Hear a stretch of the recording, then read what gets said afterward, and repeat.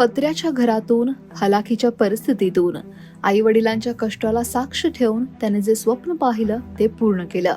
एका शेतमजुराच्या मुलाची थेट IPS पदी निवड ही फक्त त्याचीच नाही तर संपूर्ण महाराष्ट्रासाठी अभिमानाची गोष्ट आहे. कसा आहे हा संघर्षमय प्रवास पाहूयात. जालना जिल्ह्यातील भोकरदन तालुक्यातील जळगाव सपकाळ इथले भिकन जगन रोजेकर यांनी केंद्रीय लोकसेवा आयोगाच्या म्हणजेच UPSC परीक्षेत देशात 812वी रँक मिळवत IPS पदासाठी पात्रता मिळवली आहे.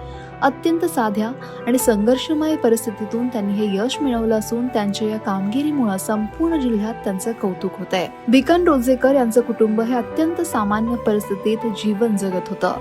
कुटुंबाकडे फक्त 2 एकर शेती असून घरचा उदरनिर्वाह आई वडिलांच्या कष्टावर चालायचा. आई वडील शेतात मोलमजुरी करत कुटुंबाचा सांभाळ करायचे.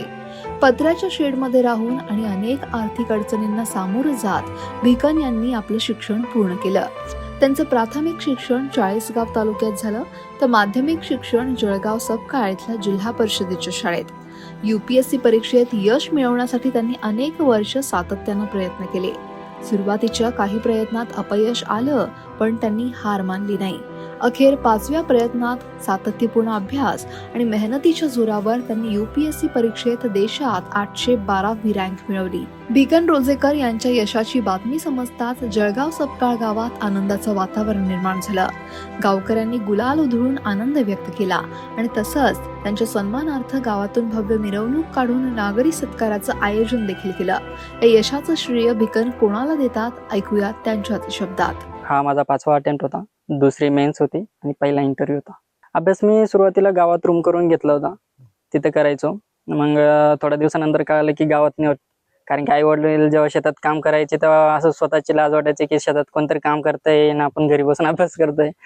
तर म्हटलं बाहेर जावं लागेल. मग डिसिजन घेतला की बाहेर जाऊ. सुरुवातीला मदत भेटली मामामामीची, नंतर महाराष्ट्र गव्हर्नमेंटची स्कॉलरशिप भेटली, बार्टीची स्टायपंड भेटला. त्यानुसार मी दिल्लीला गेलो आणि तिथून अभ्यास केला. नंतर मग हमदर्द स्टडी सर्कल म्हणून एक NGO आहे दिल्ली इथे, त्यांची मदत भेटली आणि तिथं खूप सारा सपोर्ट भेटला मला. ऑलरेडी सिलेक्टेड लोक होते तिथं, त्यांच्यामुळं इथपर्यंत पोहोचलो.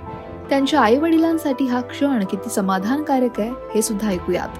आनंद आम्हाला स्वप्न वगैरे हुशार मोठा अधिकारी होईल हे स्वप्न होतं आमचं. लहान मुलगा पण अधिकारी आहे. हा, तो इंजिनियर होईल 25ला. आता त्याचे बी स्वप्न, असे स्वप्न होते दोघं एका सालात लागतील असे स्वप्न आमचे देवानं पुरे केले. माझ्या मुलांना कष्ट करून अभ्यास केला, त्याचं त्याला फळ भेटलं.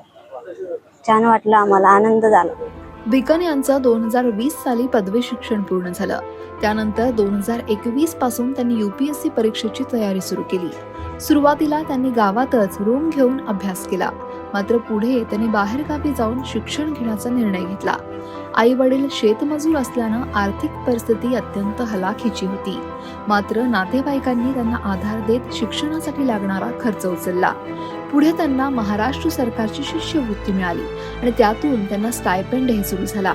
त्यानंतर त्यांनी दिल्लीला जाऊन UPSCच्या अभ्यासाला सुरुवात केली. तिथंही सहकारी आणि वरिष्ठांकडून त्यांना योग्य मार्गदर्शन मिळालं. एक रोचक गोष्ट म्हणजे 2016 साली फक्त एका गुणानं त्यांचा MBBS प्रवेश हुकला. त्याच काळात जालन्यातील ऑटो रिक्षा चालकाचा मुलगा अन्सार शेख हे IAS झाले होते.